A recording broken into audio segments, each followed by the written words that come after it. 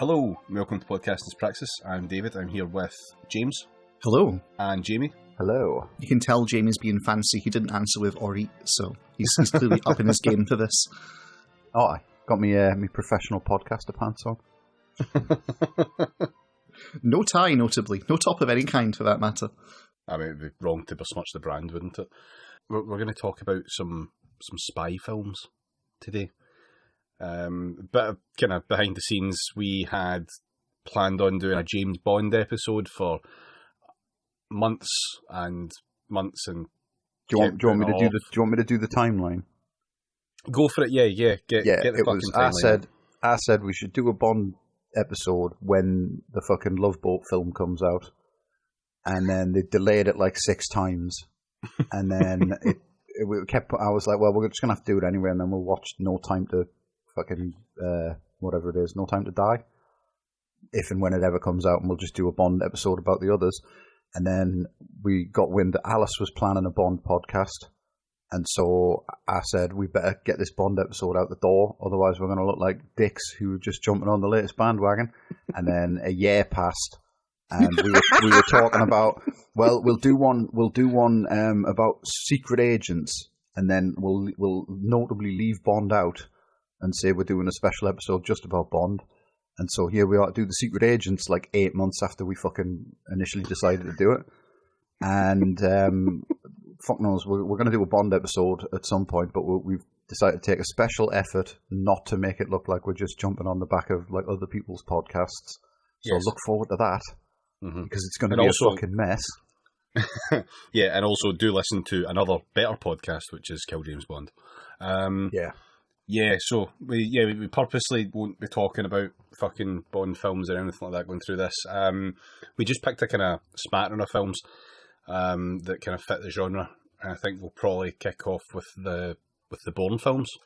Yeah, I just want to say as well, it's technically secret agents, not spies. That's true. If we did one about spies, I'd just spend 2 hours talking about how much I like Tinker Tailor, and we'd get nothing done. So it's secret agents. You have to have gadgets or like kung fu to qualify. Oh yeah, well, there's definitely some fucking kung fu in Bourne. I totally have takes on that front, actually, so we'll come back to that later. Cool. I do like to leave to the end of the episode criticisms and arguments about why the episode should be done another way. Best to do that after an hour and a half of recording, really. Well, yeah, you know what I mean. Then all the horrible mistakes are fresh in your mind. Very true, very true.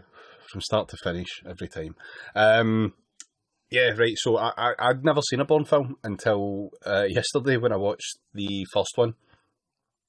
I remember when they first came out, and I was looking at it, and I just went, this is just going to be shit American James Bond. I won't fucking bother.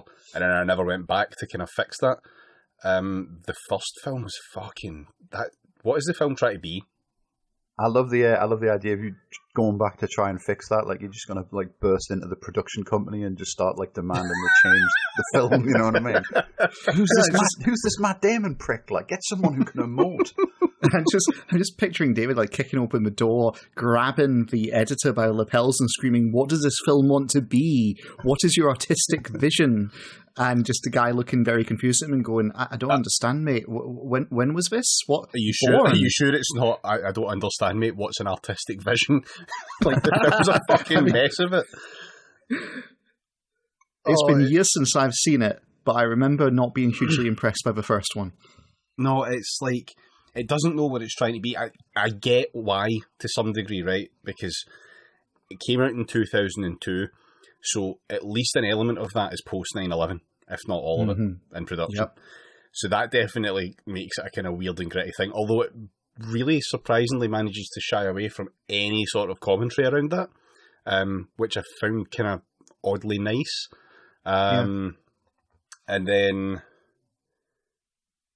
there's also the fact it's 2002, it's like, it's post The Matrix, and it's heavily fucking full of that, because the soundtrack is just like reject tracks from The Matrix. The soundtrack's just like that one track by Moby, isn't it? Just on a loop. It might well be, yeah. It's pretty much all that kind of theme, though, yeah. And just tonally, it's all over the place. Like, it's trying to be a dead serious film. Like, it's terrible, like Amnesia and all and it tries to do the kind of emotional thing with that, but Matt Damon's doing it, so obviously it struggles. And then I think you should say he struggles. Let's be very clear about it. Oh yeah, he struggles and the movie suffers for it. Yeah, and then the action sequences, some of them are kind of good, some of them are just fucking comedy gold. Like, so there's the first like kind of big action scene that happens where they're in his house in Paris, and then a guy bursts through the window, like fully fucking abseils into it, still attached to a fucking cable, and then they have a little fucking scuffle. Then they get into a kung fu battle where Matt Damon wields a pen, and like, it just gets stupider and stupider, and he downs him.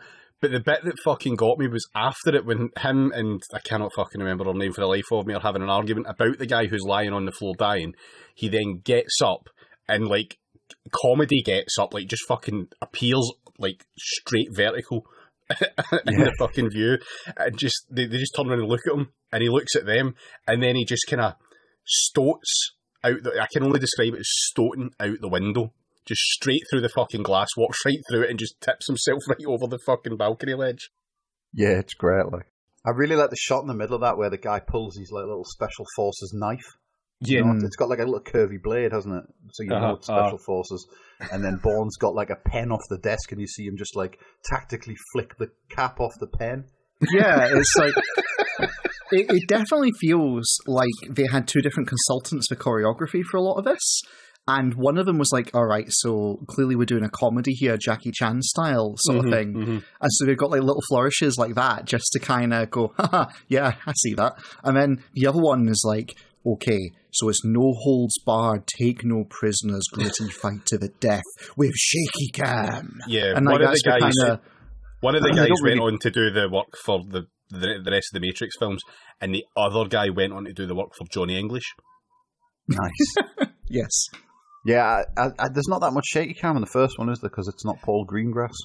No, but there's the beginnings of it. There's a few bits where the camera's doing like a little bit unorthodox things, and it's shaking a bit, and some bit you can see them sort of dipping their toe in the water. It's like I think it's like, imagine dipping the toe in the water right before the crocodile of shaky cam grabs you and pulls you under and shakes you about so you can't see where you are. That's how I'd pitch the first Jason Bourne movie, right? The rot set in right there. Yeah, the first Bourne film for me is, I remember the pen. Like the pen is mightier than the like special forces curvy knife. There's the car chase is actually quite good. I quite like the car chase is excellent. I will give credit where credit is due. It's kind of I feel like it's kind of easy mode to do a car chase in Paris because they're all good. Like, I can't think of a bad car chase through Paris. What I did like about that was actually that car chase ended with them driving into a tunnel. And they survived, which is total subversion of expectations there, which is quite nice. Yeah. And then, like, Clive Owen. And then, like, Bourne fires a gun upside down at the end. Oh, that's fucking great. He dives down fucking 8 flights of stairs or something, using another guy as a fucking trampoline. It's amazing, like. But yeah, just that bit when he, like, pulls the guy's gun out of his fucking pants with, like, his other hand, but it's upside down, and then he goes like, guns akimbo, but one's the wrong way up. It definitely feels like that whole sequence was very much someone watched The Matrix and went, right, okay, we need something else to bring here that's not bullet time. What can we do? And that's the kind of half-hour answer they came up with, essentially. Yeah. That and Clive Owen. I've now decided that like that's a new bit. Any film with Clive Owen in is just trying to do the Matrix. But I'm not going to explain that at all to anyone who asks, so don't. Oh yeah, okay, fair enough. No, I genuinely like. I keep bringing him up, but I should say I do. I'm not having a go. I do actually really like Clive Owen in that film. There you go, Clive. Just so you know, Clive, Jamie does like you. In case you hear this, if you're listening, we rate you, mate. Yeah, it's sort of like his sad assassin. Do you know what I mean? Where he's just like, yeah, he's traveling around Europe murdering people for the CIA, but it's just a job. Do you know what I mean? You didn't have to murder him, Jason. What's wrong with you? He was only collecting a paycheck. Oh, yeah. It's just such a fucking bizarre film. What do you think about the... I was trying to get a handle on this while I was watching it, and again, because it's so fucking tonally all over the place, I was kind of struggling with this, but what are the politics of that film? What is that film, like, try to put across? Well, it's hard to judge, and I think part of the reason it's hard to judge is I think it was consciously... This is going to sound like an odd one coming from me, but I think it was consciously trying to avoid putting across a political perspective. I mean, it still does, don't be wrong, and we'll tear that apart. But I think it's worth, like you mentioned, it's post 9/11, right? Mm-hmm, mm-hmm. And I think they were kind of looking at this, okay, big Hollywood studio, they're sitting round the table and they're having a discussion about, well, how do we pitch this to the viewer? And they've got the book on sitting in front of them, the Bourne Identity, and they're like, well, it's a good story. Bits of it are a bit too political for our current environment, and we've got to be careful soft pedaling the terrorist thing because this is escapism. Didn't it come out in 2002? Yeah. But they were probably at least halfway done before 9/11 happened. Probably, yeah. But like, I imagine it's still with time to do changes if wanted, etc. Like, who knows what was changed? I have not done that level of research to find if anything. Yeah, maybe in the original cut, both guns were the right way up. They were just like, no, two guns rising up will look too much like the Twin Towers, and we can't. No, like I genuinely, I think that explains a bit of a tonal distance to me, to be honest, right? Is it feels like there was a recut or a change, essentially, to try and soften the blow and try and get people's mind to focus on the cool action and to focus on a little bit of comedy and not to think too hard about the political backdrop to it, essentially.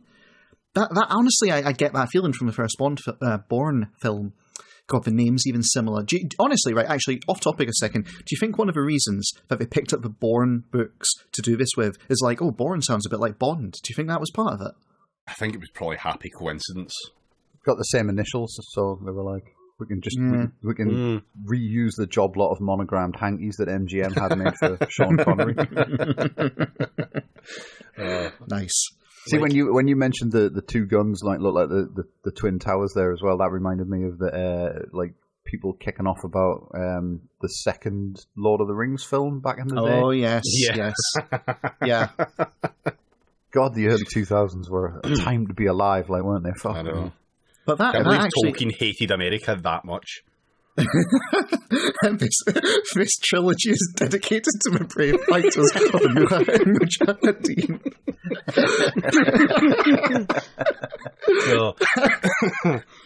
I think it's extremely cursed. Starting to warm to this Tolkien guy, I have to say. No, I think the politics with this film is... Yeah, I think it is maybe try to avoid saying anything. I agree with that. That makes sense.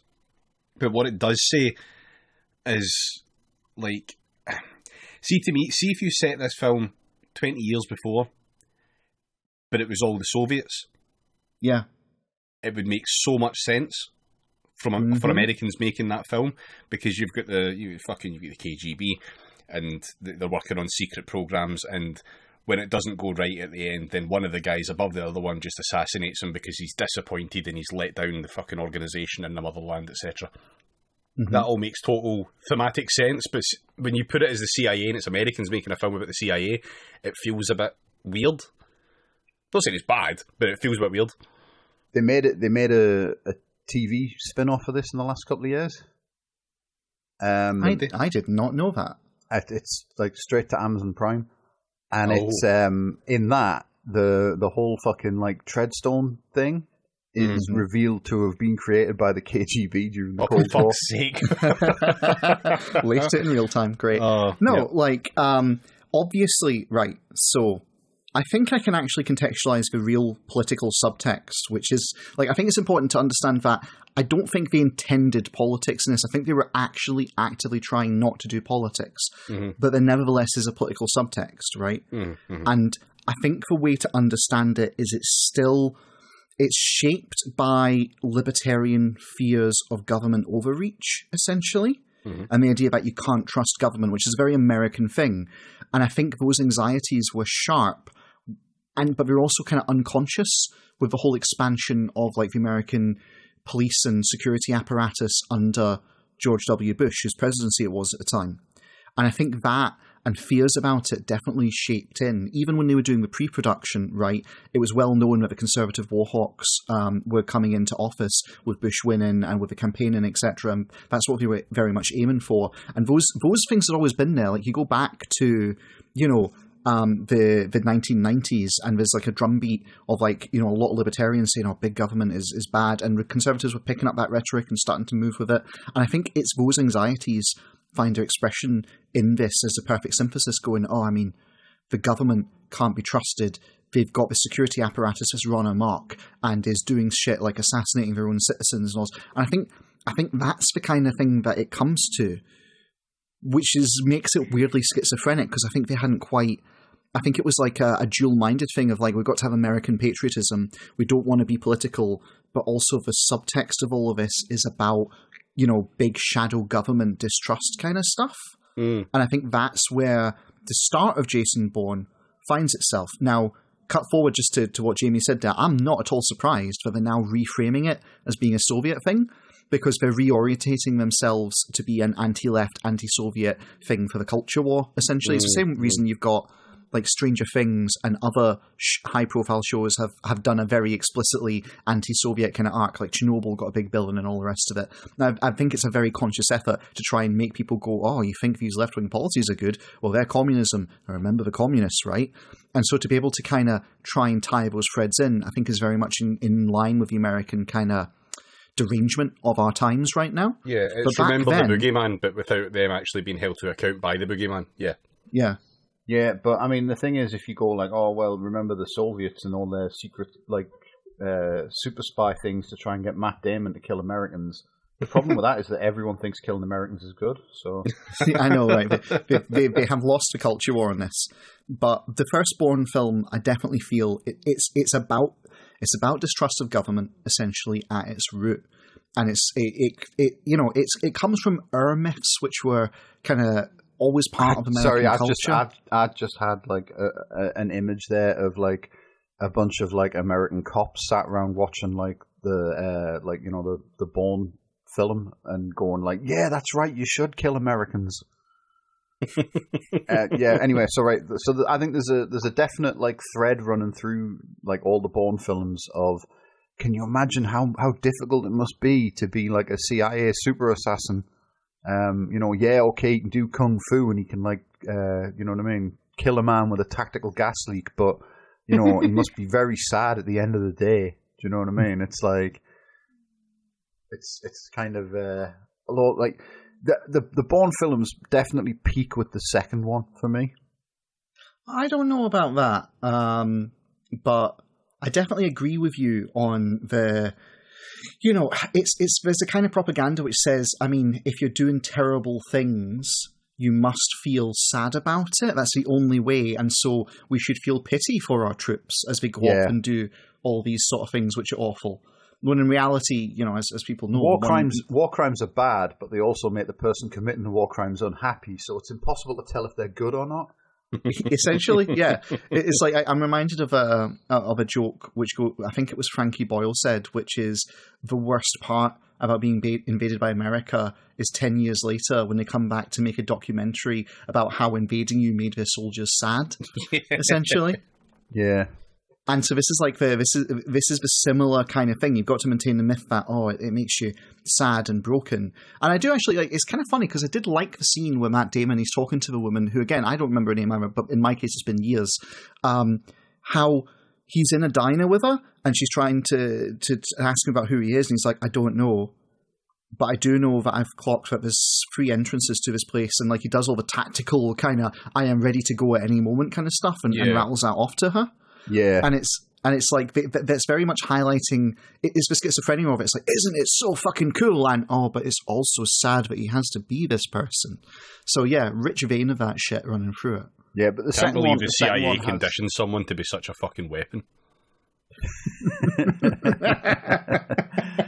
Yeah, the second one has the fucking like car chase in Russia at the end.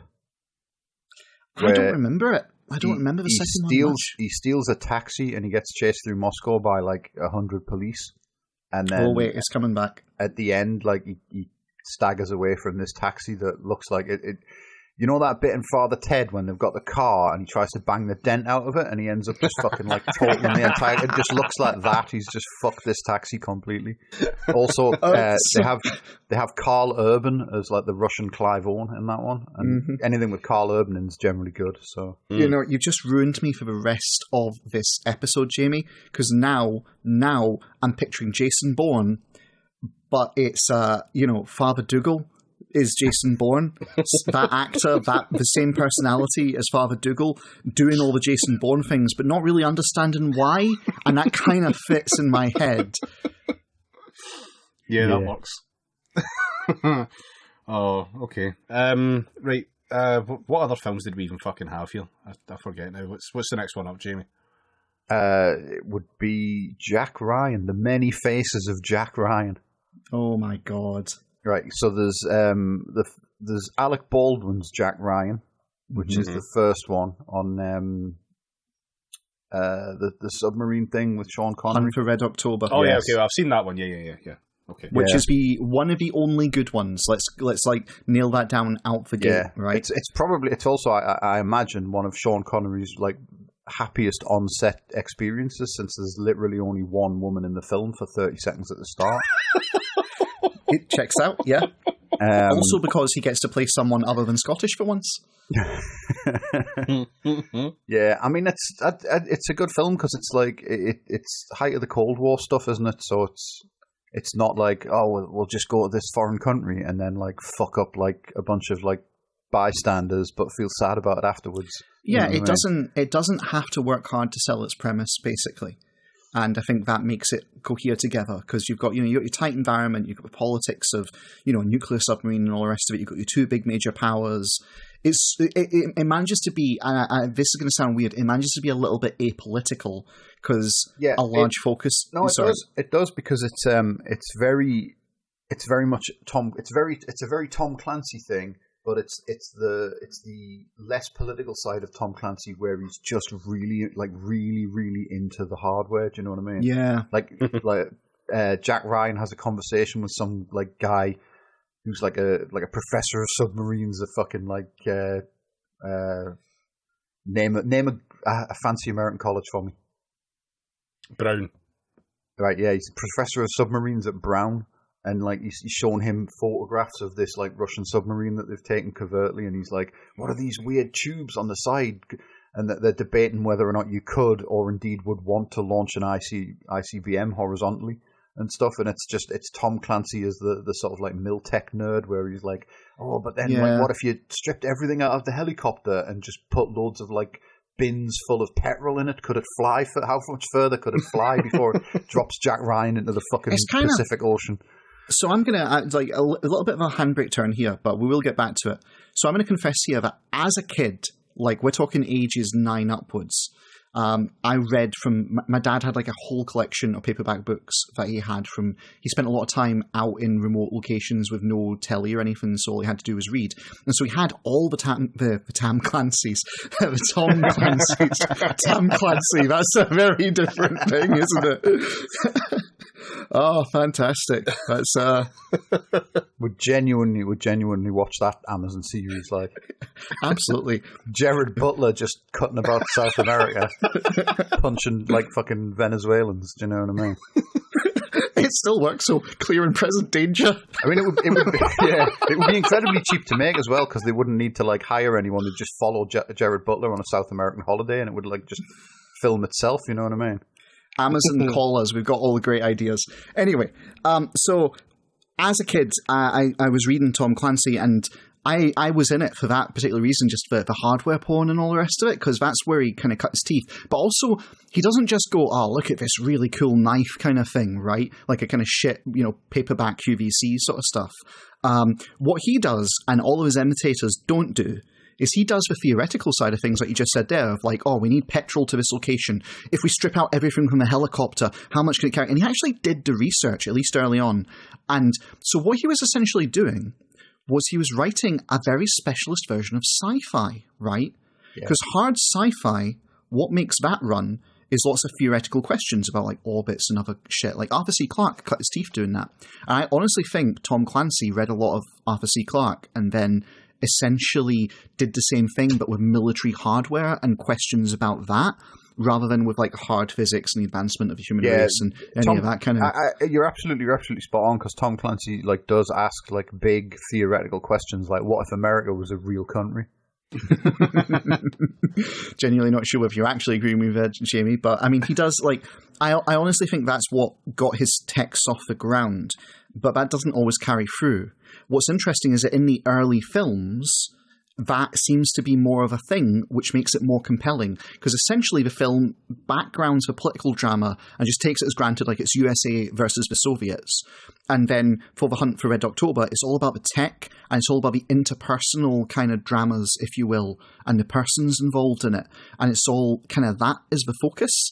Whereas in the later stuff that he put out, when it became more nakedly propaganda, and I think when he got more state sponsorship behind closed doors, that very much the politics are the thing, particularly the modern incarnations of Jack Ryan, which we'll fucking get to. Yeah. So, plus it's got Tim Curry in it, which is always good. Yes. I mean, it's hard to fuck up a film with Tim Curry in it. Oh, is Sam Neill in it? Yeah, Sam Neill's the first officer. It's got So a fucking, it's got a cast in it, that thing. Like, Jesus yeah, Christ. no, it's a really good film.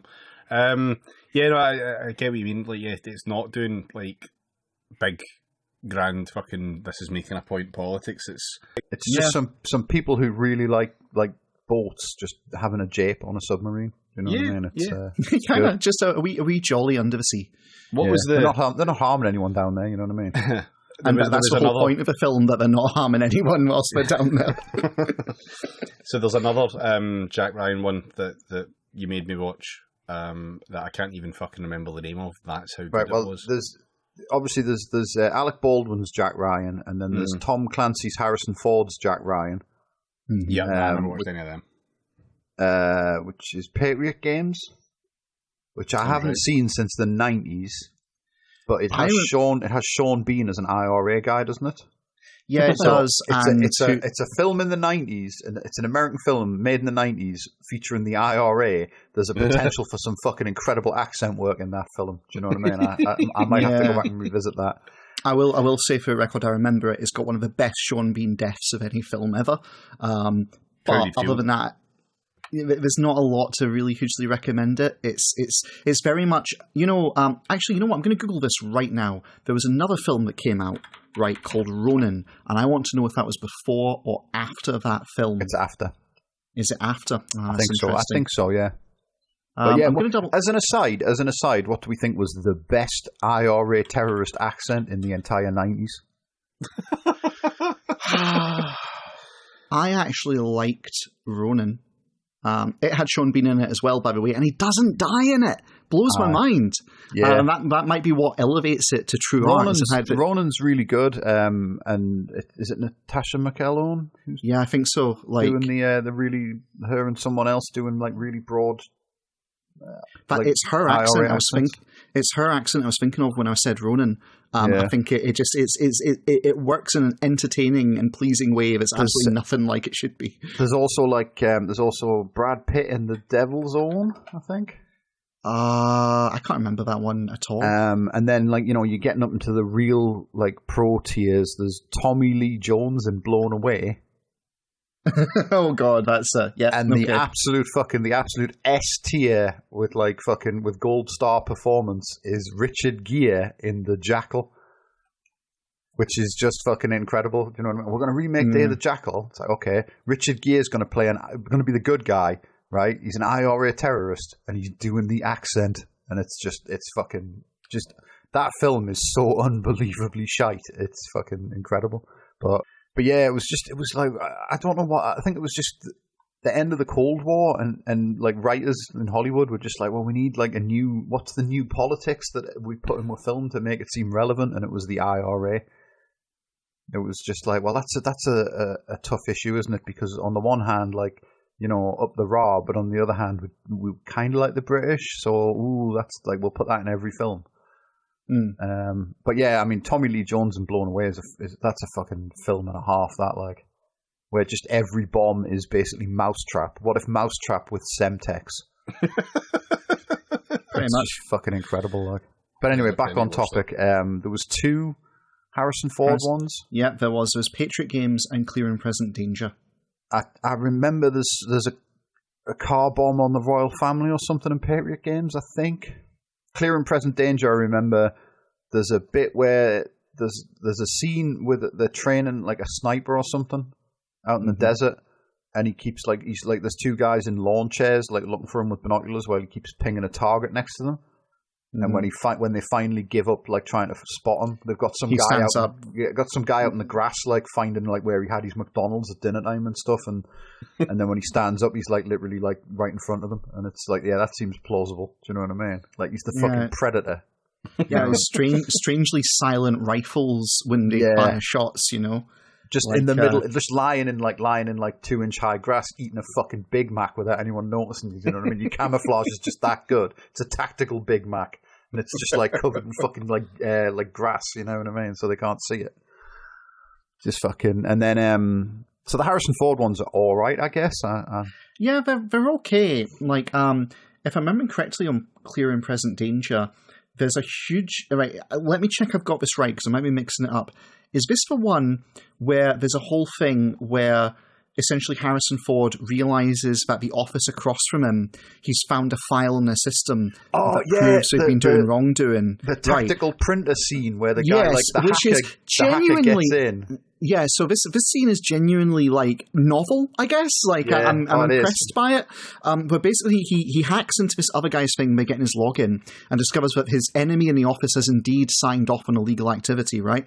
And what he goes is like, I'm going to start printing this, but the second I start printing this, it's going to pop up on his screen.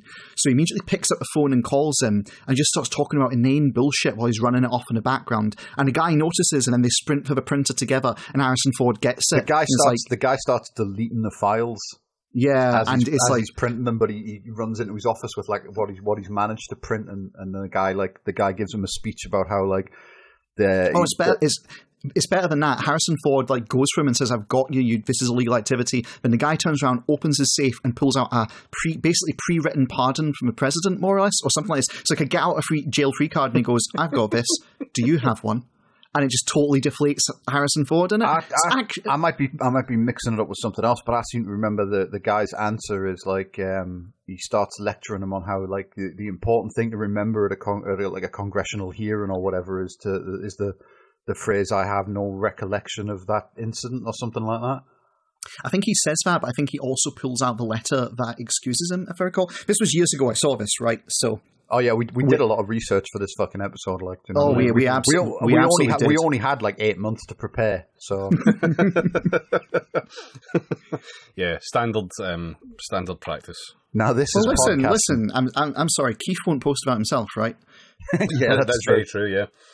Right. What was the fucking one that I watched then? That you made me watch? Is that the one with Captain Kirk? From the Abrams timeline of Star Trek. Possibly. There was also like, so it's for full chronology, right? Because I'm going through it on Wikipedia as we're talking this. Is there's the Hunt for Red October, then there's the 2 Harrison Ford ones, which are Patriot Games and Clear and Present Danger. Then there's the Sum of All Fears. Oh right, that was the one. That was the one that made me watch. Yeah, fuck. Yeah, Ben Affleck. Yeah, Ben Affleck as Jack Ryan. Where like Boston or somewhere gets destroyed by a nuke. Yeah, Portland, I think.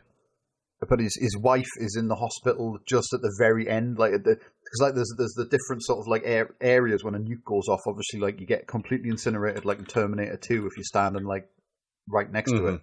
But as you go out, it's like you just get like only mildly incinerated all the way down to like scorched to death, to like, you know what I mean, like charred husk. But his wife just happens to be at the windows break and nothing else happens. Range of the explosion or something. Yeah, I remember that film being fucking shite. It's really bad, and it was Baltimore, by the way. I'm just looking at it right now. All right, well, I said Boston, so we were both wrong. But yeah, the only thing I remember about, apart from the fucking nuclear explosion, the only thing I remember about Clear and Present Danger, not Clear and Present Danger. Which one are we talking about? Sum of All Fears. The only thing I remember about that is my mate bought the official tie-in computer game. And was like dead excited to try it, and it was fucking wank. and he was really devastated because he spent like 30 quid on it. It's nice to see a computer game live up to the qualities of the film, though. That's quite nice. Actually, is that the one that's got fucking that guy with the massive head in as the Russian president or something? Pass. I have seen the bloke from the Terror. We're not going to be able to answer this question, Jamie. Like, I've seen 30 minutes of this film a long time ago, and even then it was dog shit, and I knew better than to keep watching it. I watched this. This is actually coming back to me. I think, it's got that bloke from the Terror in as the Russian president, and the guy who's like the murderer in Scream 3, maybe, as like fucking the Splinter Cell guy. It's got like a Splinter Cell guy in, hasn't it, where he goes around like fucking. Oh yeah. Yeah, I'm remembering this. I think I watched this with the commentary on while drunk once. And Tom Clancy, I seem to recall Tom Clancy was like the guy that they've got a bit with the Splinter Cell guy, and he's listening to a conversation with some sort of like special like gun that listens to things from a long way away.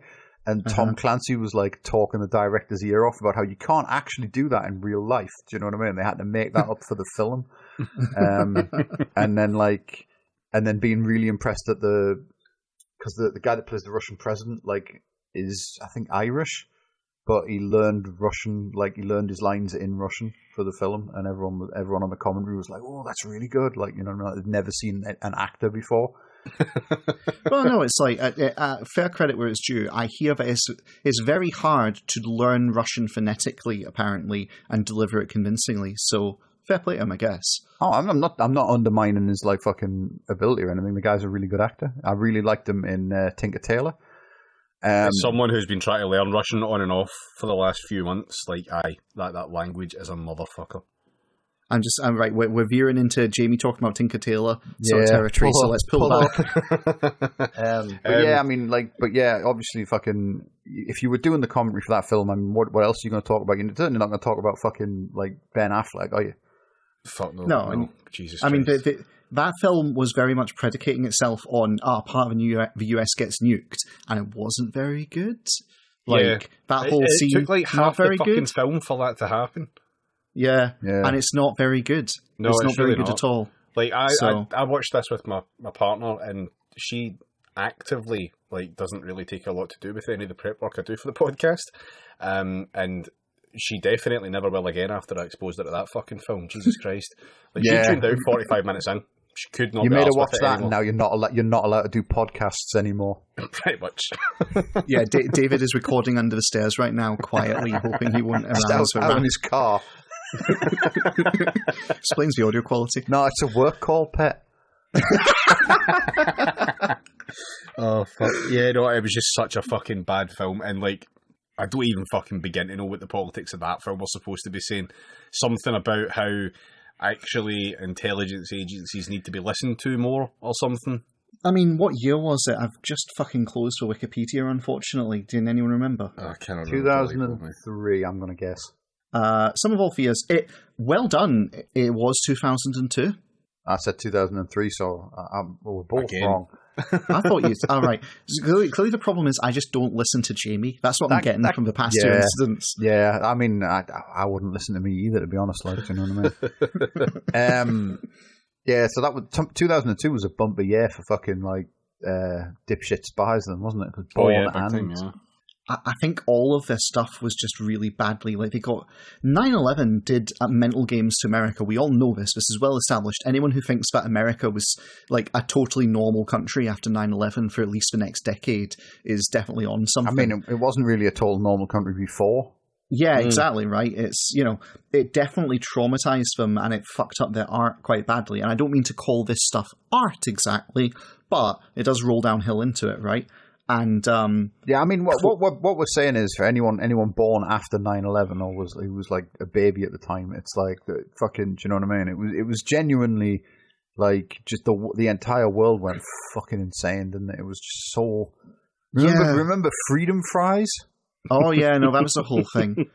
Like I remember. So okay, we're now doing Member When a little bit, but let's actually do this. For anyone who's listening, if you ever go back and watch stuff from like 2000 or before, movie-wise, right, it is like watching a different world. Mm-hmm. And if you try and watch anything from about 2001, late 2001, let's say for some reason, to about I'd say 2011, it's just gonna be a bit fucked up and mental and strange, and like it's not quite clear what it's about, and it's just because of the aftershocks of 9/11.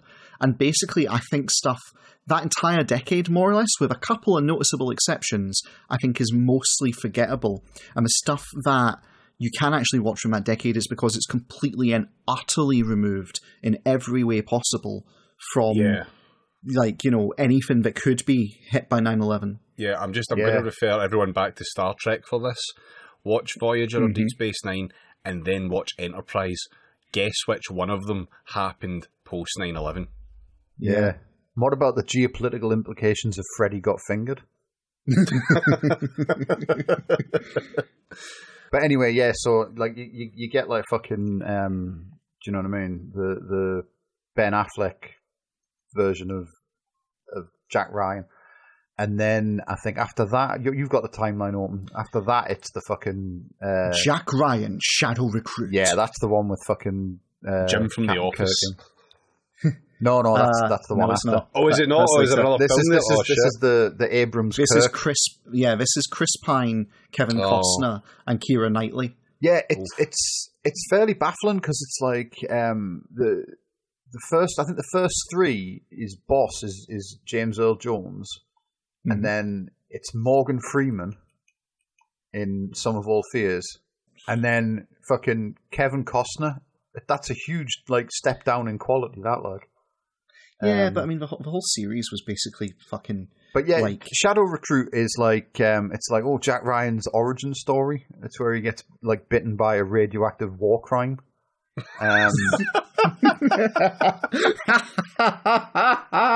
Full disclosure, I haven't seen all of this, which is kind of like I think I was at my mum's on New Year's Eve, and she was like, "Well, let's put a film on," and she picked that, and I couldn't. We'd been looking through fucking Netflix or something that wasn't obviously shite for about half an hour at that point, so I was like, "Yeah, fuck it." We watched like 2/3 of it and then turned it off. And then when we went to go back to it, a couple of days later, it had been removed from Netflix, and so I was like, you know what I mean, spared. I think you call that a mercy killing at that point. Yeah. But so I imagine, I can easily imagine that maybe because Kenneth Branagh's like the villain, isn't it? I think so. Kenneth Branagh, I haven't seen Shadow Recruit because I could tell at a glance it was dog shit. Kenneth Branagh is the villain who I believe is a Russian oligarch, so in many ways it's like the prototype for Tenet. But I don't remember Kenneth Branagh being in it at all, so like I assume I missed a great performance from the maestro there. But it does have a great scene where Jack Ryan's in a hotel in Moscow and the room service guy tries to murder him because he's actually from like the fucking whatever the modern version FSB, there we go. And so he fights this guy and they absolutely fucking trash the shit out of the hotel room, like bullet holes in all the walls and like smashed furniture, and then he drowned, like Jack Ryan manages to like tactically drown him in the bath. Okay. And then he rings Kevin Costner and he tells him like, oh fucking like a big like guy tried to like kill us and the hotel room's on fire. And Kenneth Costner, that fucking guy anyway, like the postman, he tells him to fucking like go for a walk. It's like, just go for a walk. And he goes down, buys like a packet of fags at the shop or something, and when he comes back, the hotel room's like completely fucking like new. Do you know what I mean? It's just completely spotless. Like they've called in a black ops team of tactical plasterers to come in and just like do the walls again. Like, do you know what I mean? Got a Amazon drone just bringing a telly in through the window and stuff like that, like to just replace everything that got broken. Which is just incredible, really, to picture that. Like, you know, I want to be that guy that just like learns a trade and then is just paid like $700 a day to just wait for the phone call that Jack Ryan's like killed someone in a bath and you need to go and replace the fittings. I've just seen Jamie, you know, plumber extraordinaire, is sitting there reading his paper with his tactical go bag next to him and his quick deploy parachute vest kind of strapped on, with the red light beside him as he's kind of waiting for the signal, sort of thing. That's what the guy Bourne killed with a pen was doing, because immediately before that guy sails through the window, they're complaining there's no hot water in the flat. Just a sad case of terrible misunderstanding. Yeah, I think I will say this for Jack Ryan Shadow Recruit. I still haven't seen it. That's a lie. I've seen a little bit of it just in passing, and I wasn't making any great attention. But I was struck. You mentioned him being drowned in a bathtub. I was struck that it looked like they'd taken a few cliff notes from the James Bond Casino Royale, essentially, and it seemed like they were trying to do a modern, cool version of that sort of thing. And to give our listeners an idea, this was the last Jack Ryan film, and it clearly, from what I understand, they were clearly trying to start a franchise, weren't they? Yeah. That from all the positioning I saw for it, it very much seemed like this is about to take off, and then it fell flat. Yeah. So, but that was not the end of Jack Ryan, though, was it? No, because then we get Ubisoft's Tom Clancy's Amazon's fucking Jack Ryan starring Jim from The Office. Brought to you by Tom Clancy. Yeah. With his big rubbery fucking face. And I've watched both seasons of that, because like part of my like lockdown routine is spending like a couple hours every day at my mom's to keep her company. And holy shit, like, I mean, it was so bad that even my mom thought it was shit. Do you know what I mean? So yeah, that's a fairly low bar, because like, you know, we're currently like 9 seasons into fucking Criminal Minds, and she thinks that's all right. So you know what I mean? Give you some idea of how absolutely fucking atrocious like the Amazon version of Tom Clancy was. Oh, that's scathing. That's absolutely scathing. So the first season of that is that the plot is there's an Arab guy, right? I'm not sure if they actually ever specify where he's from. Just, you know what I mean? Okay. But he's like a warlord, and he's doing terrorism. Him and his brother are doing terrorism because at the start there's a flashback to like the 80s or something, and they're both playing as kids, and then like jets fly over and like airstrike the shit out of the village they're in or something. Mm-hmm. And right, okay, villain origin story stuff. Yeah, sure. Yeah, and then like in the present day, they're doing like nerve gas attacks on Paris or some shit. And Jack Ryan, like the first episode, you get the flashback to like, you know, the villains being bombed as kids, and then Jack Ryan is like riding his bike into work, and a guy in a car nearly knocks him off the bike and like shouts at him and calls him a fucking helmet or something. And then he gets to work, and it turns out the guy that nearly knocked him off his bike is his new boss, who's Bunk from The Wire, replacing like fucking in the James Earl Jones role. And then Jack Ryan, like, basically they're going, oh, what's like, they're all analysts. Excuse me. And the guy's going like, right, we'll go around the room, everyone tell me what you're working on. And everyone's like, oh, well, I'm like fucking doing like, you know, back chatter analysis or some shit. And Jack Ryan's like, I've hacked into PayPal, and I found like some guy sending a lot of money somewhere, and I think he's called like the Albatross or some shit. He's got some like stupid and cool name for the guy. And no one believes him. They're all like, nah, that sounds like you've just made that up, mate. Were you just playing fucking like Galaxia on your fucking like phone or something all day? That doesn't sound like real work. And then like a day later, there's like a fucking huge terrorist attack, and it turns out to be the Albatross has done it or some shit, you know what I mean? And he's like, boss has to tell him that actually you were onto something. Let's go and talk to the fucking head of the CIA. And so they have a meeting. It's just a lot of scenes of meetings where like people are going, right, well, it sounds like what we'd best do is A, and then Jack Ryan, like as they're about to like adjourn the meeting, Jack Ryan like stands up because he's only supposed to be there as like an observer or something, he stands up and he goes like, "But what about B, motherfuckers?" and like kicks the table over, and then everyone shouts at him, and then like 20 minutes later, it turns out he was right, and so then he gets to go and meet the president and like disagree with the president over something, and then the president's wrong, and he goes to meet God, and just so on all the way to the fucking, you know what I mean? I mean, I'm curious, where does he go above God, Jamie, in your little analogy? Allah. Yes. Oh, so is this like?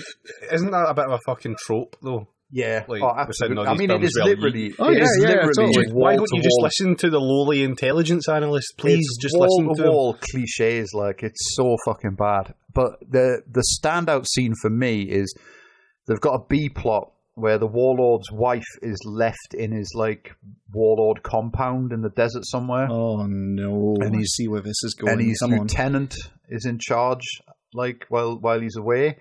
And one of the lieutenant's like minions is trying to like touch up the guy's daughter, like his teenage daughter.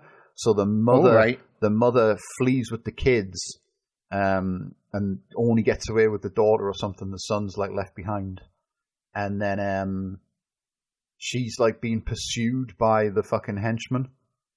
And there's a scene where the henchmen catch like her and the kid, and they're like putting the kid in the car, and the henchman like drags her away to fucking kill her. But like before he's gonna kill her, he's gonna like sexually assault her. And an American drone operator who's been following like the events on his fucking like camera. God, no! I swear to God, right? He's like, "Oh, see this guy," and he's about to do a sex crime, and his boss is like, "What the fuck? That's not our job. You leave it alone. You don't have authorization." And then like the woman knees the guy in the balls, runs like fully 20 feet away, and the drone operator seizes his moment and fires a fucking missile that kills the guy and only the guy.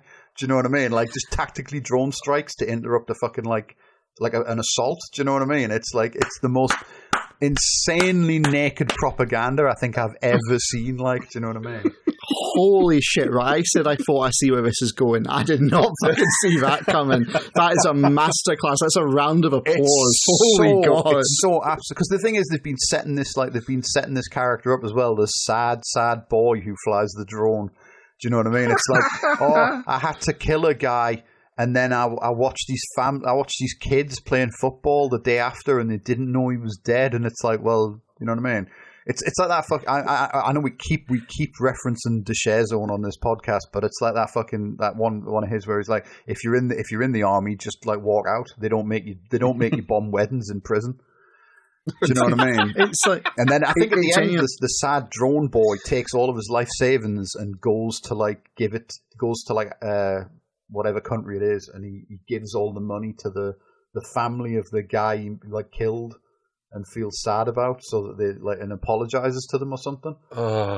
It's like, oh my God, it's fucking atrocious. And that this is all season 1. This is before we even get into like there could one day be season 2 with the threat of a possible nuclear Venezuela. Yeah, we'll come to it. Like, season 2 deserves a little bit. We've touched on it before on the show, but season 2 deserves a little bit of special framing because I have seen a little bit of that, and holy shit!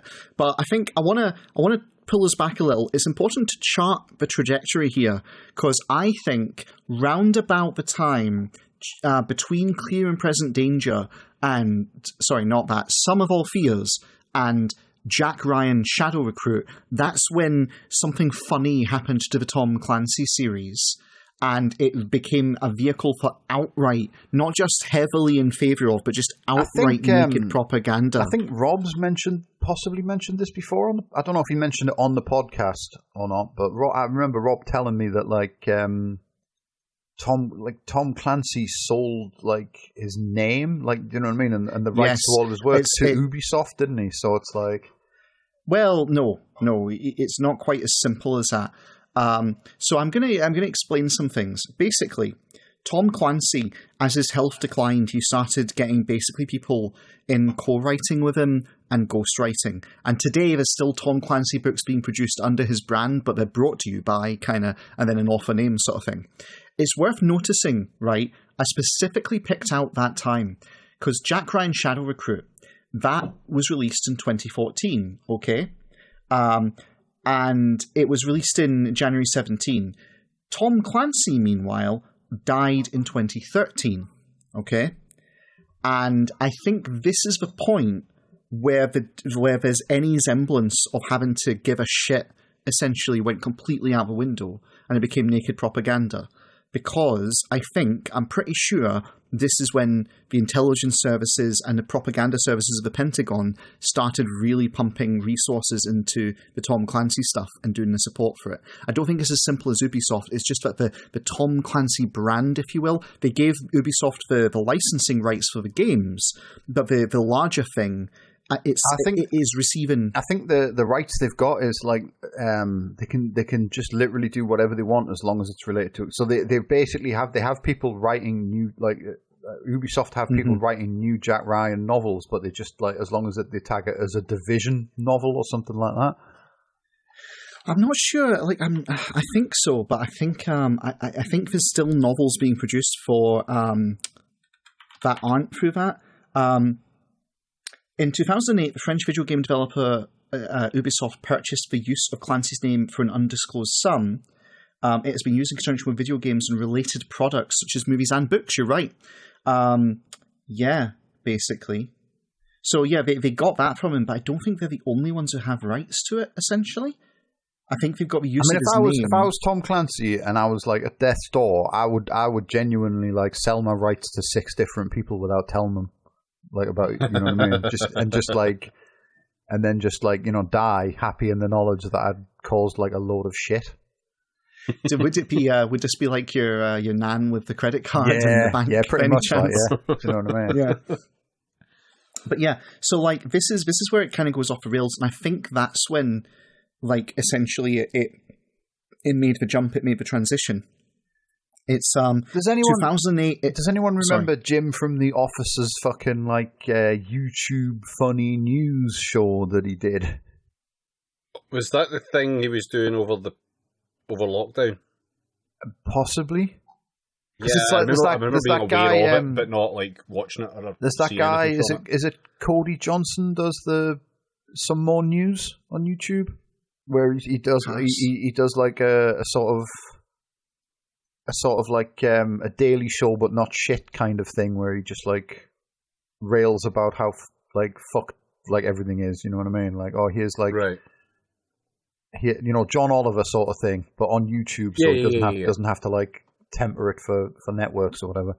And then like fucking the CIA boy from The Office decided like he would do basically that, but it's about like how actually life in America is really fun and entertaining, guys. Do you know what I mean? We should watch that sometime and do a podcast on it. I feel like it would be really good, based purely on his work on Jack Ryan. Strangely, I feel the opposite, Jamie. I just don't know. It's funny how that works out. I will say Krasinski as an actor, I don't mind. I think he's actually all right. Like, I admittedly, I've only seen him in The Office and A Quiet Place. Oh, you should watch him in fucking like Ubisoft's Tom Clancy's, Amazon's The Division's Jack Ryan. Do you know what I mean? Because like, that'll fucking sharply readjust your opinions of the prick. Quite frankly, you know what I mean? I mean, I get the feeling he's phoning it in for a paycheck a little bit, but at the same time, right?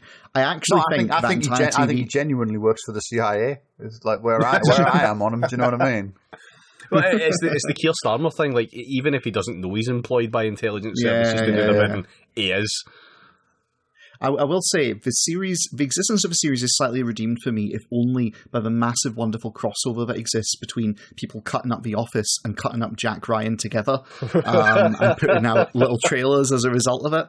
I saw a very good one, which was Special Agent Dwight, and I mean, that for me justified the entirety of the Amazon expenditure, and the fact we didn't get any money from it just makes it all the better, frankly. I haven't seen The Office, so I don't understand the reference there.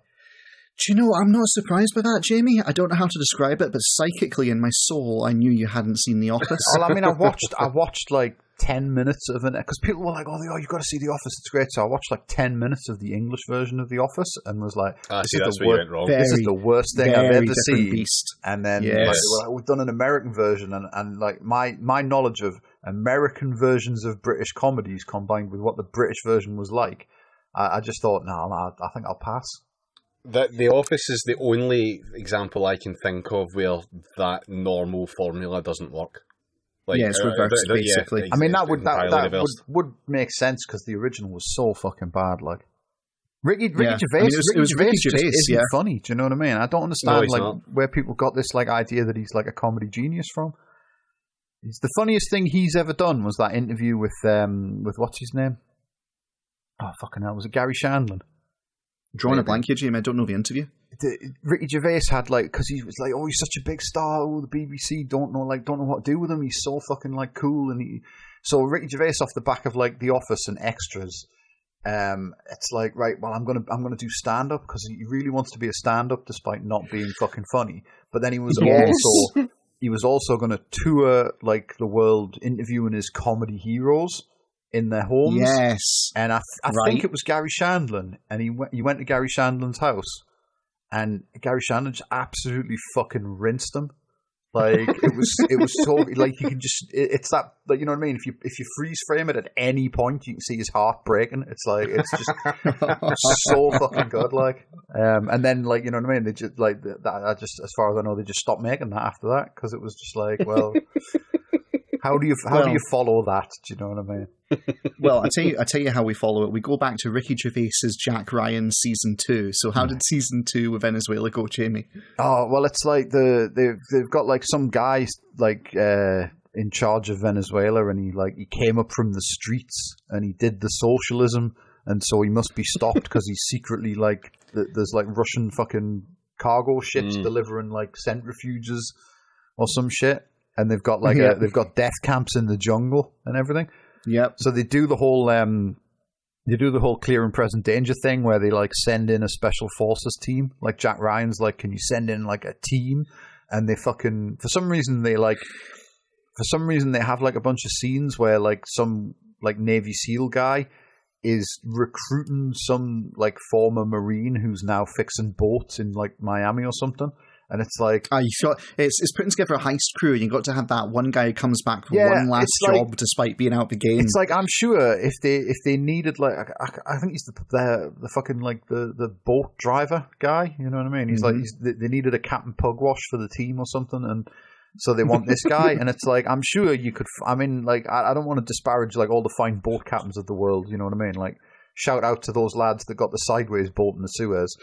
But but we're strangely in sync there, Jamie. I knew exactly that's where you were going with that. But like, you know, I don't think driving a boat is that difficult that you can't just find like any number of people in the Navy who could do it. Do you know what I mean? I don't think you need to go to Miami and convince a guy to come back for like one last job or whatever. You know, you say that, Jamie, but actually, as it turns out, strange twist. Apparently, in Egypt, it's all very clear that the only woman captain in that navy is the one who clearly was the one who wedged the ship sideways, despite being like a fucking 150 nautical miles away at the time. Did you hear about this? No. All right, so yeah, Egypt, there's this whole thing going around where they're blaming the one, like they made a big thing about there being a one-woman captain in the entire sort of, you know, fleet of ships that they're running. And so when immediately that ship crashed, right, all of Egypt just seems to have decided, oh, it was her. And she's like, I was an entire nation of Jim Davidsons. Basically, like apparently it's been really bad, and like she's gotten death threats for embarrassing the nation and all this kind of shit. And she's like, right, first of all, I was 150 nautical miles away on another ship as the first mate. I wasn't even the captain of the other ship at the time. Fuck's sake. Yeah, they have to get this guy in to do the boat stuff because everyone else put their skill points into bombing weddings. And they arrive in Venezuela and they sail up a river to the jungle where they think the death camp might be, and they think it might be because of, like, you know, they've got a satellite and someone's like fucking drawn the golden ratio on the satellite image, and that reveals where, you know, some Tom Clancy shit.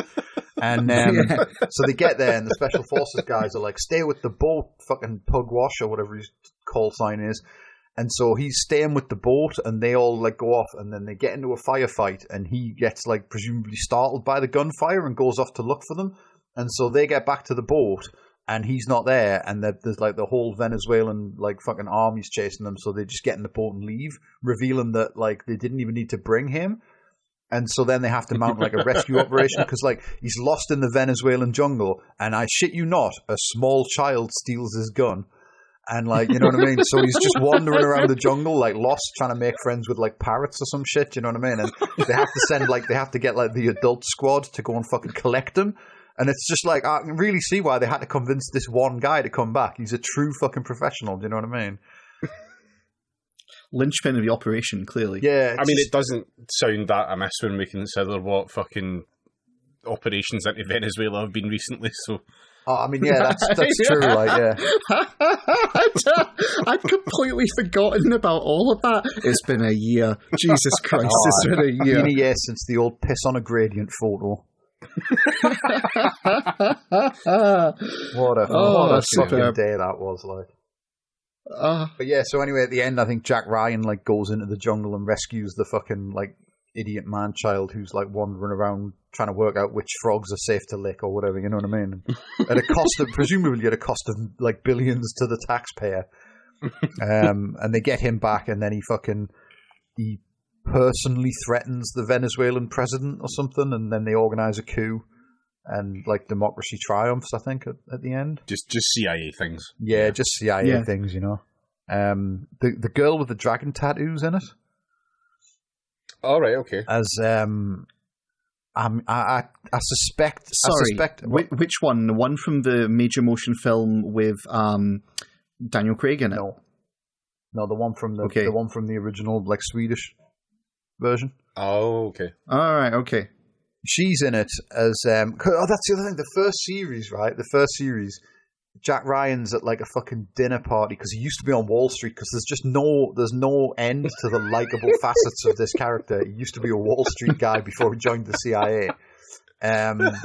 He's invited to a party at some like lake house by his old Wall Street boss, who wants him to give him like stock tips using his CIA like knowledge.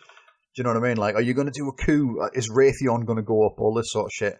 And Jack Ryan refuses, and the guy like fucking calls him a prick. And then Jack Ryan's talking to some lass at the buffet, and he tells her like, "Oh yeah, fucking like," she's going, "Oh, do you know like fucking big fucking Davy Wall Street or whatever the fuck the guy's called?"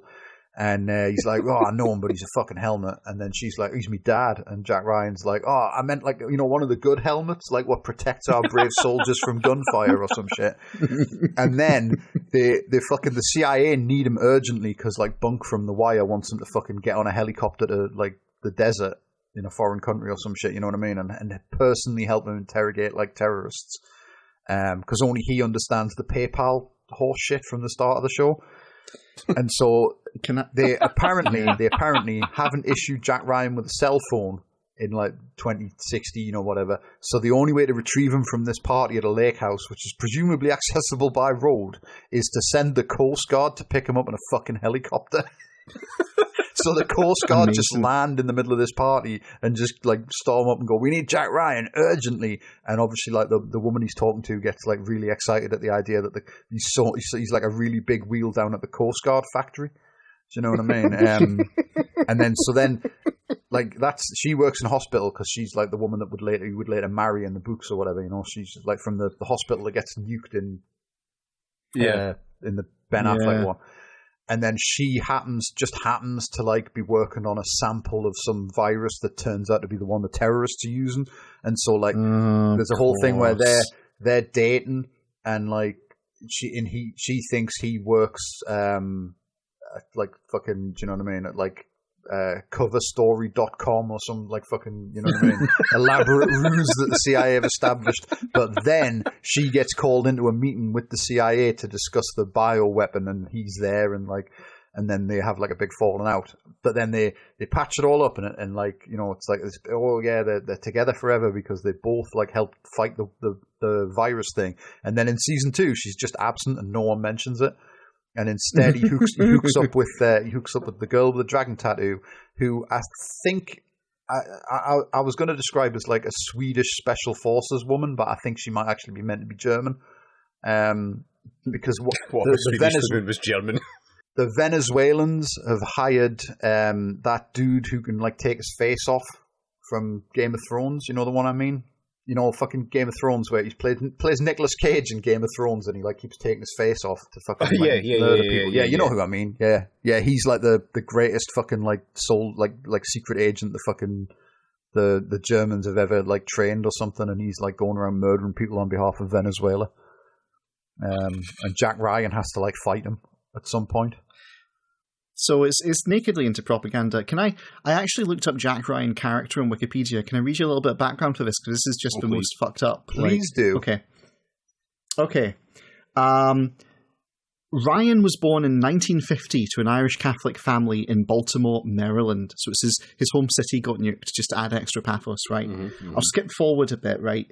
After graduating from high school, a Roman Catholic Jesuit prep school, Ryan attended Boston College, graduating with a Bachelor of Arts degree in economics with a strong minor in history. It specifically has to mention that part, strong minor in history, right? And he was a rower, of course. He commissioned as a second lieutenant in the US Marine Corps via Officer Candidate School. While waiting for the Corps to assign him, he passed the Certified Public Accountant exam, right? After officer training at Quantico, he went on to serve... I fucking... One of the jobs I lost in the pandemic was invigilating exams for, like, certified accountants. And I'm just loving the idea of any of those people being a fucking super spy. This is a brilliant part. Right? Let me finish reading out the CV a little bit here. Ryan went on to serve briefly as a Marine infantry platoon leader. However, it was cut short at 23 when the helicopter he was on crashed during a North Atlantic Treaty Organization exercise over the Greek island of Crete. It injured his back and ended his... they repaired his back, they rebuilt him, but not well enough, and so he got medical discharge, essentially. And that's what led him to quit that and do a stockbroker exam to get a position with Merrill Lynch in Baltimore. And that's like his prelude, if you will, to before he gets poached by the CIA. The helicopter crash features in his backstory in season 1, but it's like in Iraq or something instead. Because, it's just... we fucking crashed it during a training exercise isn't as sexy as, like, we were shot down by jihadis. While searching for WMDs that were definitely there. Yeah, it's... But I'm just loving the idea of, like, the idea that, like, a future Jack Ryan might once have turned up and asked me if he could have a pen because he didn't think to bring one to a fucking exam. Do you know what I mean? Yeah, it's amazing. It's like you just go through the things that make you go, fuck's sake. And a Bachelor of Arts in Economics because it's not a real science. And you're like, oh, fuck's sake. And it's like strong minor in history because you have to point that out because there's a real kind of revanchist, the historical precedent here tells us bullshit to it. I just love that he's going to take down the Taliban with graphs. Do you know what I mean? Just like yeah. So he does all that, and yet then goes on to be a second lieutenant in the Marine Corps. Right? Okay, sure. And while he's waiting for them to assign him, he takes the Certified Public Accountant exam. Who the fuck? Well, the Marine Corps is the thinking man's branch of the US military. It's just absolutely bizarre. Like, who in their right mind, they get a Bachelor of Arts in Economics, they decide they really want to serve their country, so they go to officer candidate training to become a Marine, and then in between being like, yes, congratulations officer, you're a platoon leader now, and getting assigned, you go, do you know what I'm going to do to fill my time? I'm going to be a certified public accountant. Who does that? Who on earth does that? Someone who, like, Tom Clancy feels isn't justifiably, like, well written enough to catch, like, fucking terrorists based on PayPal, I guess. Would be like, you know what I mean? Maybe. And then to top it all off, he comes back and works for Wall Street for Merrill Lynch. Like, yeah, this is a fucking underdog hero that I feel we hard relate to, who's gonna, like, he's the inside, good old down-to-earth American boy.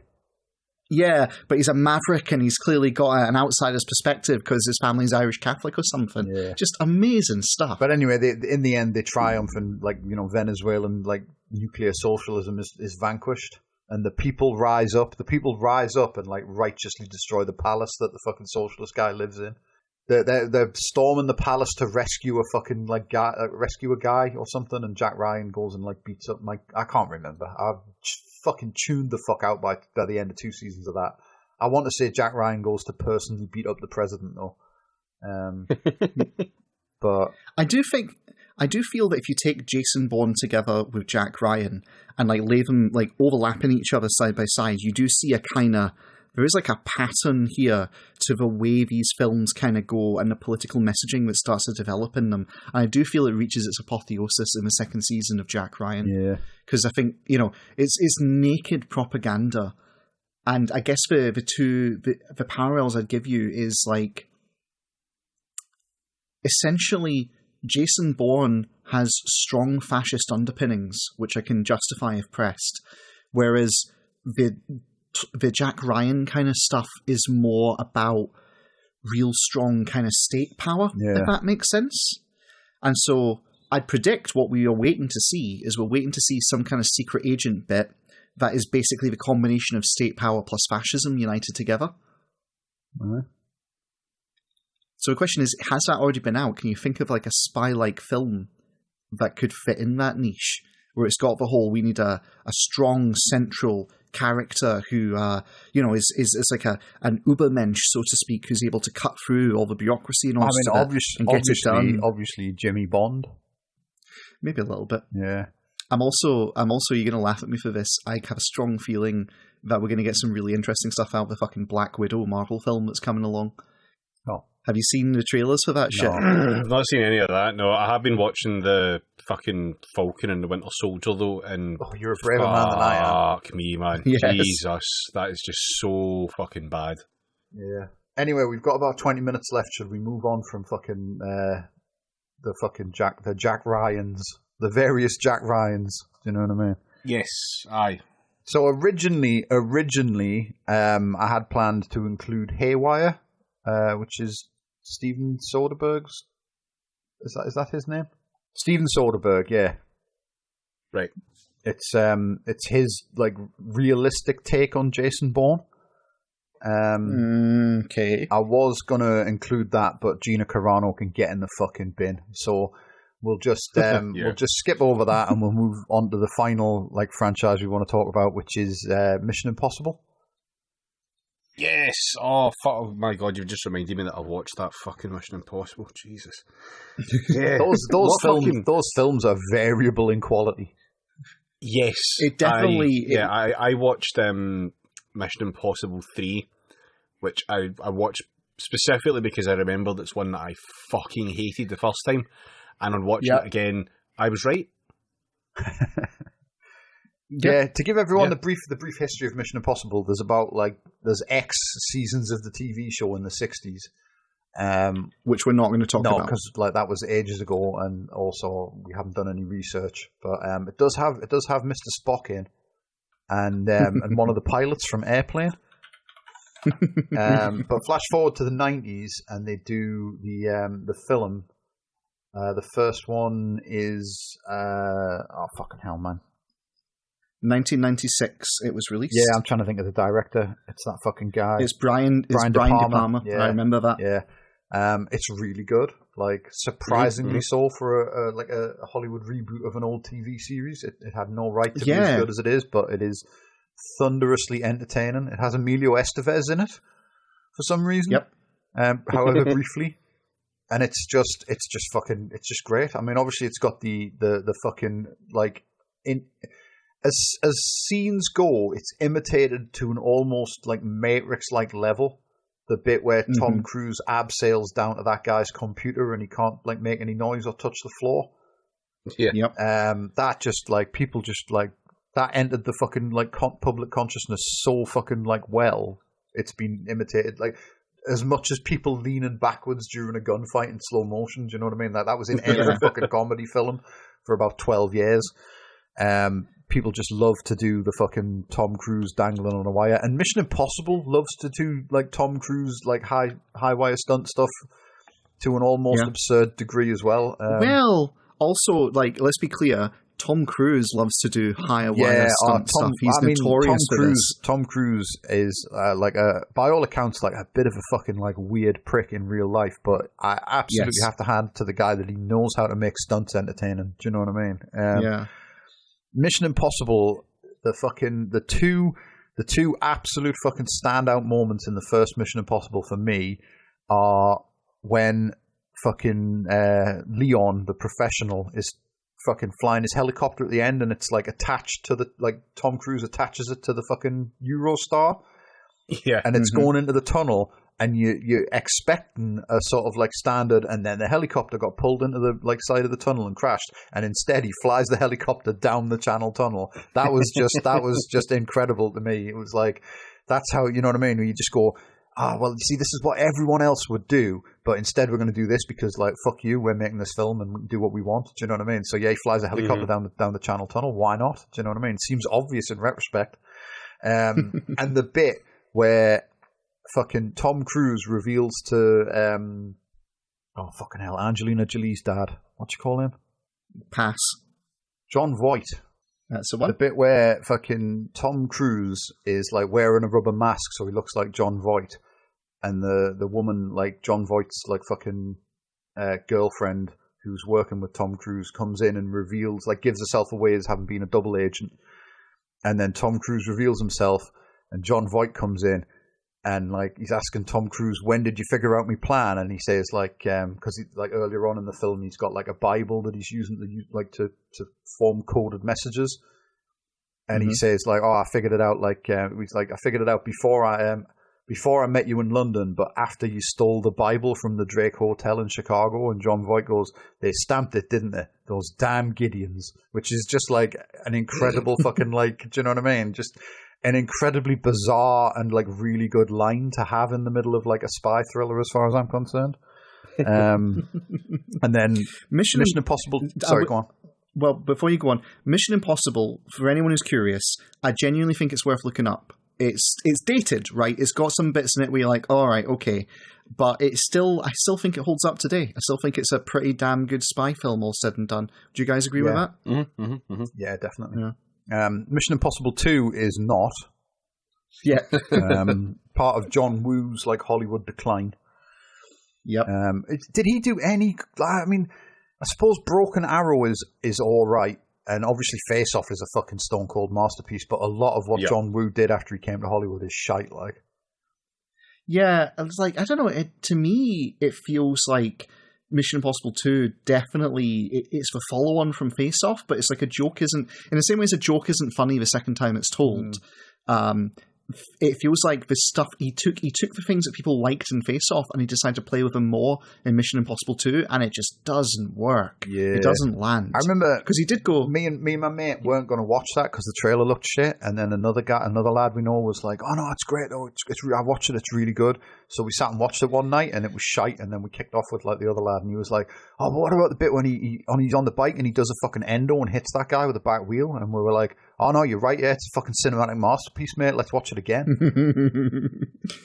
It's a shame because Broken Arrow was pretty good and Face Off was indeed a masterpiece, and then it's immediately into Mission Impossible 2, and the drop off there is astonishing. I can't even fucking remember the second. If you cut all the scenes of Tom Cruise flicking his mullet in slow motion, it'd be about 8 minutes long, that film. Like. Yeah, seriously, do you want to know the only bit I remember from Mission Impossible 2?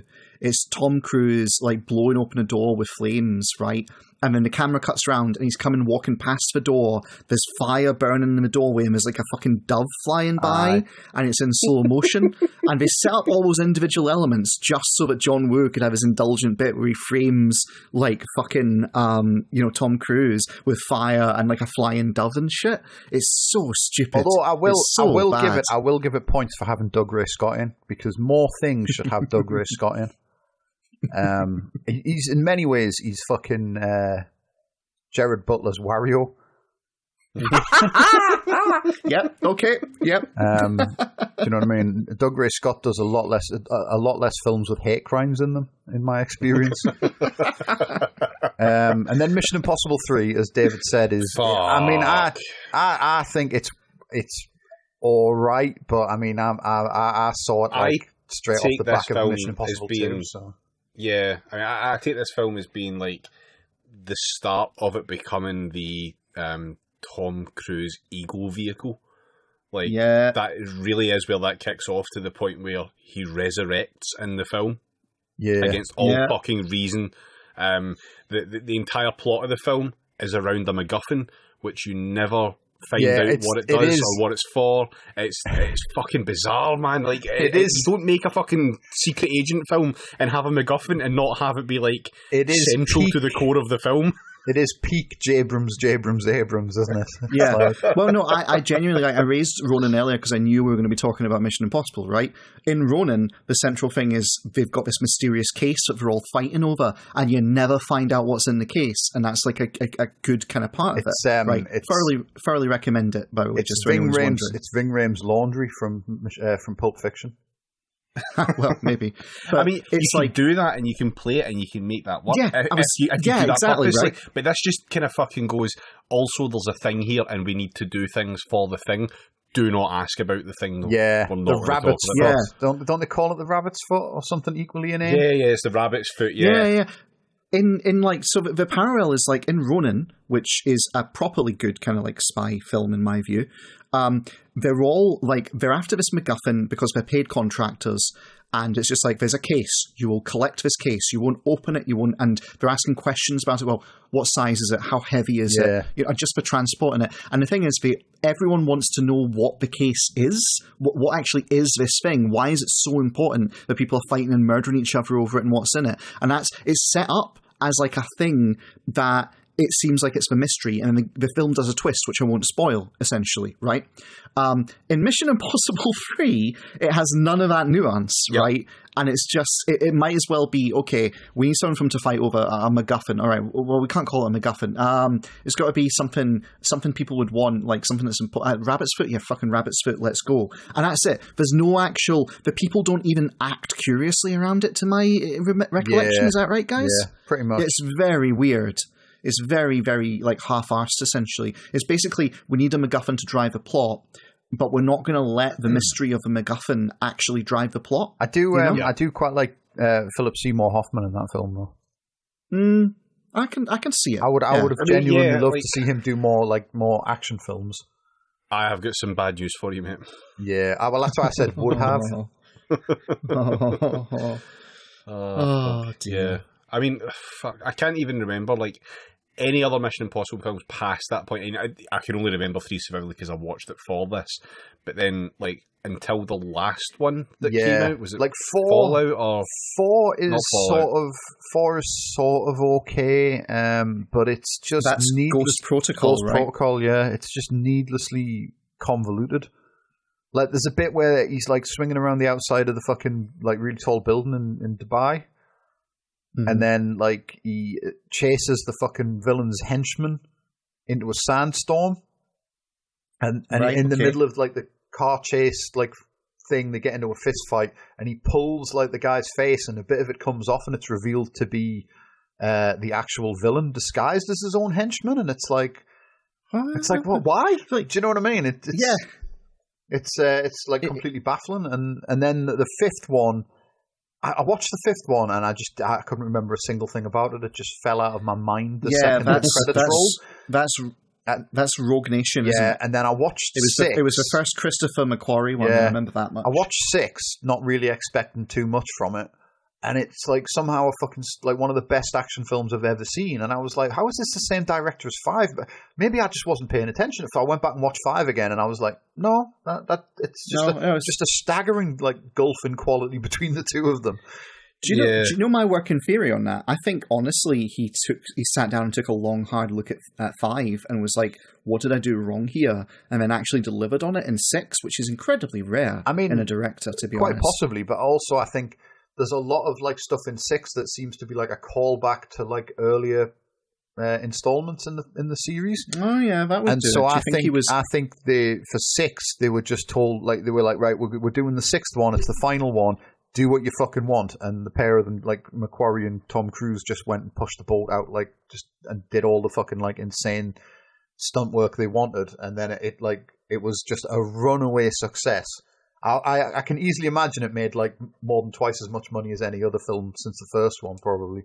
Let's compare, because I do have Wikipedia open. So Mission Impossible Fallout, right, was the one that they did, and let's see about its gross. It did 791.1 million, which is a fair chunk of change. By comparison, Rogue Nation, the one before it, actually it did 682.7 million. So I don't know how. Yeah, I don't know how either. I'm blown away by that. Like, I would have expected half that amount, to be perfectly honest. And, yeah, the budgets weren't that different either. Rogue Nation was 150 million. Fallout was 178 million. Yeah, so but anyway, let's not be surprised by the public at large being wrong about things. Fallout definitely feels like they're wrapping it up, though, where it's like, they sort of, like, draw attention to the fact that, like, oh, how many times has this fucking prick, like, do you know what I mean, binned off his, like, job to just go rogue, and, like, fucking they call back to, like, there's bike chasers because he was on a bike in 2. He's like freehand climbing like he was in 2. They you know what I mean, they have the daughter of the, like, secrets dealer woman from the first one is in it. Like Max from the first film, her daughter's in it. They have they end with an absolutely insane helicopter sequence, which I'm not going to spoil. But if you haven't seen the film, you should go and fucking watch the film. Quite frankly, and it's his wife turns up again from 3. They just keep sort of like, it's like a sort of like a grand sort of victory lap of like, here's all we've brought back everything from the previous films to say goodbye to them, and now they're making 2 more, and I'm really hoping they're even half as good as Fallout was, because it was genuinely great. But to get back to the central thesis of this episode, Mission Impossible is, I think, it's a land of contrasts. Yeah, I mean, quality wise, it's all over the shop. But as a character, like fucking Ethan Hunt is very sort of like, I kind of like, I want to say they very much sort of like kept him in the vein of the TV show. Do you know what I mean? Where it's like he operates sort of outside of like geopolitics. It's never like, oh, this like fucking, you know what I mean, this country over here's got like it's never Venezuela's going to get nukes from the Russians. It's always like there's some like mad James lad. Bond-esque. Yeah. There's some mad lad and he's up to fucking Bants, and we need you to go and like fucking stop him. Do you know what I mean? There's a sliding scale, I think, for to tie this together. There's a sliding scale when it comes to the propaganda of these things between mad lads and isn't the tech cool, right, on one side, and then on the other, it's like fucking those dastardly Soviets or equivalent are up to it yet again, and only our good boys can potentially stand against it. It's the Russian ambassador pressing the button and the little sign flips around to say Soviet Union, and then they sell nukes to Venezuela. Yeah, that's the 2 ends of the spectrum, and I think like right in the middle of that spectrum, and like perfect harmony and synthesis of the 2, sits Hunt for Red October. Yeah, I think so. I think that's what makes it land so well. Essentially, it's got the best elements of both worlds. Yeah. So Mission Impossible, like the films, that's another thing with 6 is they don't really have much in the way of gadgets that I remember. Like they do the mask stuff because it's a Mission Impossible and you've got to do the mask stuff. Can I come in actually, Jamie? Because I mentioned gadgets like right at the start of this. I've got a theory, right? Which is that the less gadgets there are in a spy film, the more fash it is. You reckon?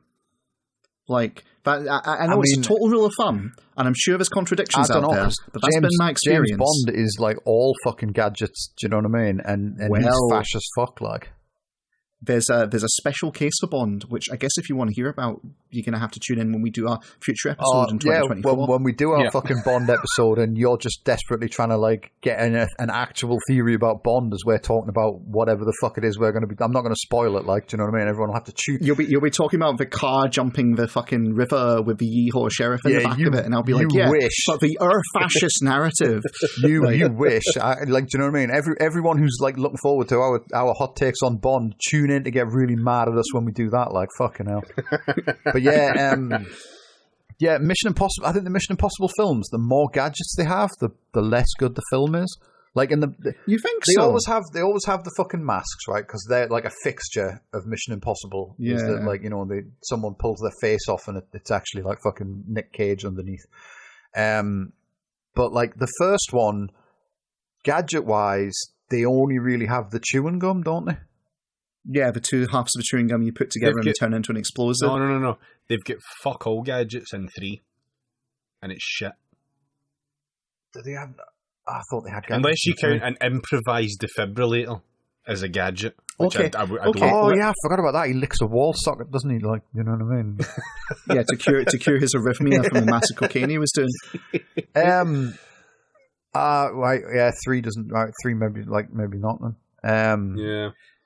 But like, don't get me wrong, I'm not making statements on quality, but I definitely think there's something in that. 4, he's got the stupid gloves that stick to the windows when he's climbing the fucking building.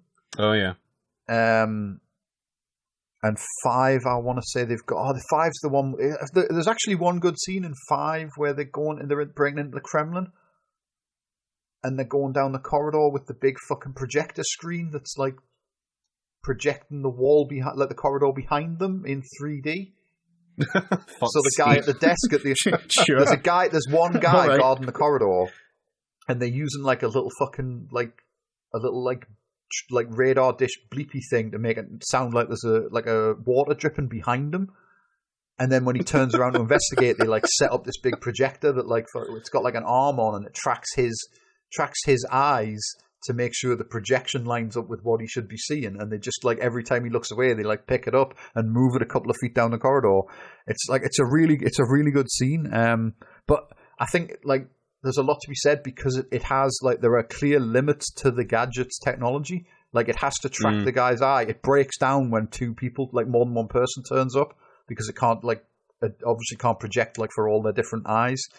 Yeah, the best use of tech in these things is where they really set the rules early on, so that they can show you the problem when the rules don't line up. Essentially, going back to the first one with the 2 bits of chewing gum, you mash them both together and they will explode, sort of thing, and all that kind of stuff. Yeah, in the first one, they can make a mask that looks like someone, but they can't copy the voice. And then I can't remember if they can copy the voice in 2. They definitely can in 3. In 3 they can, because there's the bit where he's trying to get like where he's murked like Philip Seymour Hoffman in the fucking toilets, and he's trying to get him to read that poem so that the computer can like duplicate his voice. But I want to say in 2 maybe they're just copying. They are copying the voices, in fact, because he pretends to be Doug Ray Scott at the end, and the villain. I can't even remember who the main villain is in that. Is so forgettable. The main villain shoots the real Doug Ray Scott. I mean, you're right. The copy voices, they have a little patch thing they put on their throat. I remember that bit. Yeah. So, but yeah, I mean, like with 6, like the villains in 6, like one of the villains is basically the CIA, like played by Superman and The Witcher. You know what I mean? Depending on whether you're a big fucking like Zack Snyder fan or not, like, do you know what I mean? But he genuinely played the bad guy in more stuff because he's great in that film, like. Yeah, that's good. With his fucking mustache, which is one of the great comedy like things in cinema of all time, where they had to like fucking, they wouldn't. The only way that mustache could have been funnier, because it's like, he finished Justice League, and then they wanted to do reshoots for Joss Whedon's version, and they had to get him back, and they wouldn't let him shave the mustache because he's got a mustache in Mission Impossible 6. They were like, no, he can't shave the mustache. We are not. If one of these films has to do some kind of like fucking work to replace his mustache, it's not going to be us. We hired him with the mustache. Fucking deal with it. And I remember people like being annoyed that like, oh, why won't like Christopher McQuarrie just make him wear a fake mustache? And it's like, I would absolutely not want to be like, have people watching my film and going, oh, can we spot which scenes are the fake mustache and which ones are the real one? Can I be perfectly honest? I think Henry Cavill, I think he I think he might have made that decision, to be honest, because I certainly don't think he's that invested in the DC films, and he's got he's good reason not to be. The only way that whole fucking fiasco could have been any funnier is if Mission Impossible 6 had come out and he didn't have a mustache. Like if they just shaved it off. Do you know what I mean? After they had to fucking badly CGI it out of Justice League. Do you know what I mean? But no, it's just roaringly entertaining. And fucking Alec Baldwin's in it as well, just to bring us full circle back to fucking Jack Ryan. Yeah, but yeah, it's great. I cannot recommend it enough if you like fucking just absolutely insane action sequences, which are all heightened by the realization that like Tom Cruise, like, do you know what I mean, like genuinely hurts himself in most of the stunts. It's just it's so weird because like there's plenty of films where like I don't want to be that guy where you go, oh, it's fucking, you can always tell it's CGI, because you fucking can't always tell. Or like, you know, oh, you can always tell when like they're really doing the stunts versus using a stuntman or whatever. You know, no, I'm not Quentin Tarantino. I'm not going to insist that me actors all maim themselves. I'm not. Here's the thing, right? I will say you can't always tell if it's CGI, right? Yeah. However, it not being CGI does seem to give better performances somehow, is my take on it. That's probably true. Like there's definitely like use cases for it. Like, do you know what I mean? If you're gonna do something like blow up a car, just blow up a fucking car. Do you know what I mean? You don't need to CGI that. Like, but you know, if you want like fucking like someone to get cut in half by a laser, maybe don't do that practically. You know what I mean? Like there's cases, and maybe you don't have Tom Cruise and like $700 million, so like maybe you have to like just shoot your fucking like your skydiving stunts on a green screen instead of actually like in the air. I always come back to the plane scene in The Dark Knight Rises right at the start, and compare and contrast that to the big like CGI plane scenes from Marvel, and I firmly believe them doing like real effects does actually add something in that whole stuff. My go-to for it is fucking Octopussy. Because that film is just wall-to-wall dog shit, like, but there's a bit at the end where James Bond fights a guy on the top of a Cessna as it's flying through the air, and you can clearly see both stuntmen are wearing parachutes under their massive jackets, but at the same time, they actually put two stuntmen on top of a plane. Do you know what I mean? So, like, you've got to at least you're at least seeing something that they put some effort into, I think, is the core like part of it. You know what I mean? It's like the fucking jump you mentioned, like the bridge jump in Man with a Golden Gun. Right, and we're stopping here. We're talking James Bond now. It's gone too far. Yeah, aye, that's it. I'm hitting the abort button. Okay. So I hope you enjoyed that, folks. We will be back at some point, probably within the next 6 to 9 months. Years, to talk about James Bond, etc. But yeah, until then, look forward to the next couple of episodes. We'll hopefully get some guests lined up, which will be good and enjoyable guests we haven't had on before. So yeah, look forward to that, and look forward to the ever increasing. Look forward to the ever encroaching Hartlepool by-election and Scottish elections and everything else that we can just go fucking full ham on. So, yeah. Speaking of which, we did say we'd do another Scottish independence episode and talk about Scott Paul if the NIP won Hartlepool. And David, I hate to warn you, they're in third place. Anyway, on the subject of possible future podcast guests, if Doug Ray Scott wants to come on and spend like 2 hours slating Gerard Butler, would be happy to have him. If anyone, as always, if you've got anything that you want us to talk about, if you've got topics that you think might be good, just at us at Sanitary Nat Time, at an Arkenbury, and at Cop Respector 420. Yeah, for now. Yeah, for now. For this now, week. yeah. By the time the episode comes out, who knows? Yeah, if any of them are too fucking hard to remember, just at PraxisCast, that one shouldn't be flagged. And yeah, we'll catch you on the next episode. Right. Cheerio. All right. Catch you later. See ya.